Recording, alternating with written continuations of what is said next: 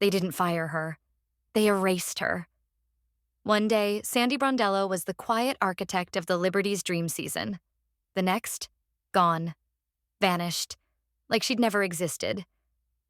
And when Stephanie White saw how it went down, she didn't just react. She detonated. Because this wasn't just about one coach losing her job, it was about control, power, and a league suddenly tipping off its axis. So here's the question. What happens when the calmest coach in the league finally decides to fight back? The WNBA has always been a tightrope between politics and performance.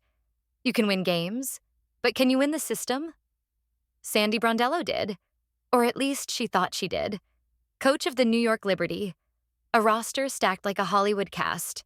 Brianna Stewart, Sabrina Ionescu, Jonquel Jones. She brought order to chaos, discipline to superstardom, and last season she came this close to rewriting history. Then the headlines hit: Liberty, Brondello part ways. No warning, no ceremony, just an exit.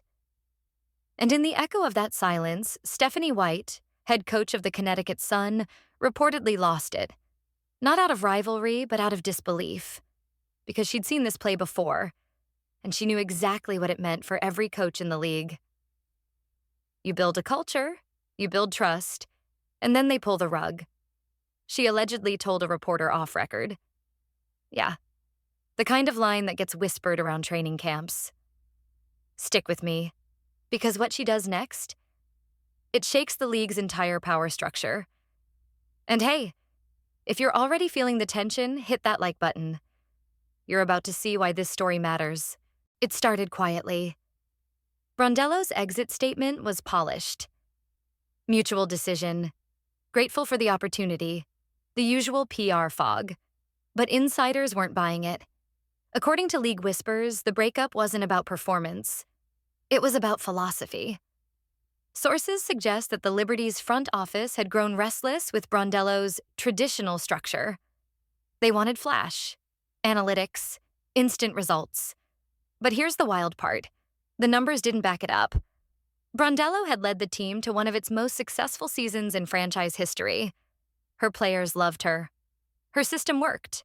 So when she was suddenly gone, every coach in the league took notice, especially Stephanie White.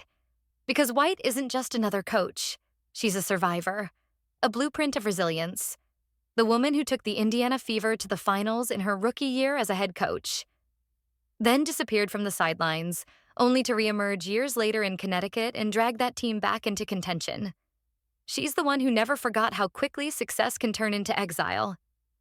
So when she saw Brondello, a fellow veteran, a peer, get pushed out like an outdated headline, White started making calls. Reports suggest she reached out to players, agents, even assistant coaches, asking questions like, who's next? What's the message here? And if you think that's wild, wait until you hear what she did inside her own locker room. White reportedly gathered her team for a closed-door meeting. No PR staff, no cameras. Just her, the players, and a blunt truth. They don't want coaches. They want puppets mic drop. From that point, everything changed. White stopped playing safe.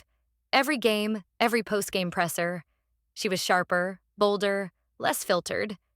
She started defending her players publicly, calling out league inconsistencies, hinting at political favoritism. Fans noticed. One viral tweet read, "White's not just coaching, she's declaring war." Another fan joked, "She's giving Aaron Brockovich energy with a clipboard." And honestly, they weren't wrong. Because beneath the cool demeanor, White had something brewing, a plan that could shift how power flows in women's basketball. Let's pause there. Comment if you think Brondello's exit was really mutual. Because what comes next makes that theory fall apart. The turning point came when a leaked memo hit social media, allegedly from an internal league committee discussing modernization of coaching leadership. In plain English, franchises should prioritize adaptive management aligned with branding objectives. Translation: coaches who don't fit the narrative don't last. That memo went viral, fast. And Stephanie White didn't deny seeing it.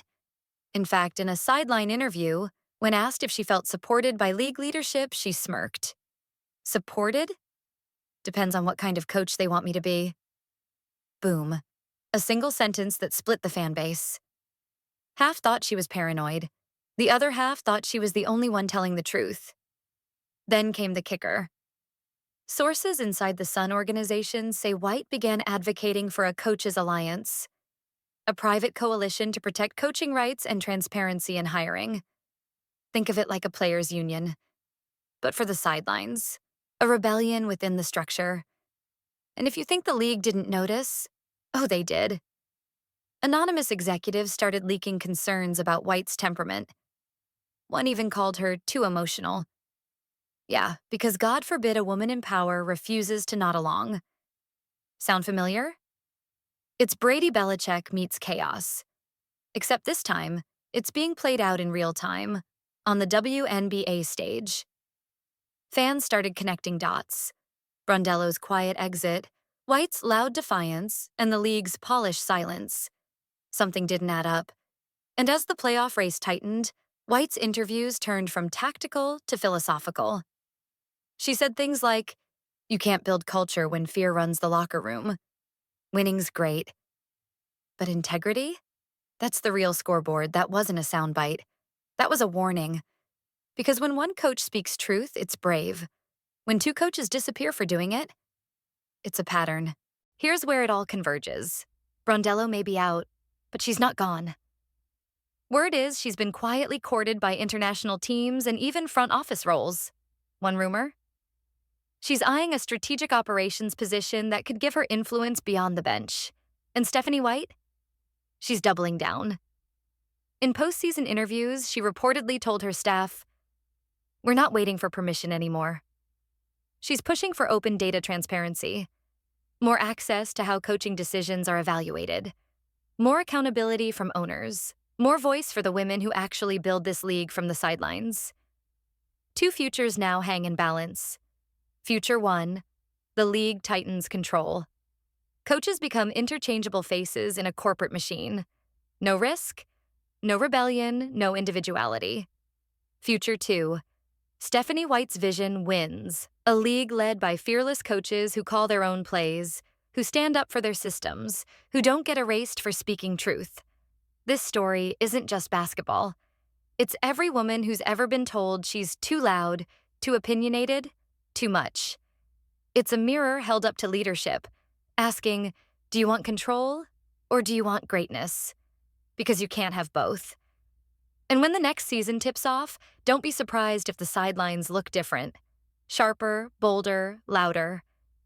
Stephanie White may not have started this fire, but she sure as hell plans to make sure it burns long enough to change the game. So, let me ask you, if standing up costs you your seat, do you still stand? Because that's the question echoing through every locker room right now. This is Court Queens, where the real stories behind the scoreboards live. Drop a comment. Was Brondello's exit a quiet coup or a justified reset? And is Stephanie White the league's next revolutionary or its next target? Make your call. Hit subscribe if you want more insider breakdowns like this. Because trust me, the season's politics are just getting started. They tried to silence greatness and made it louder.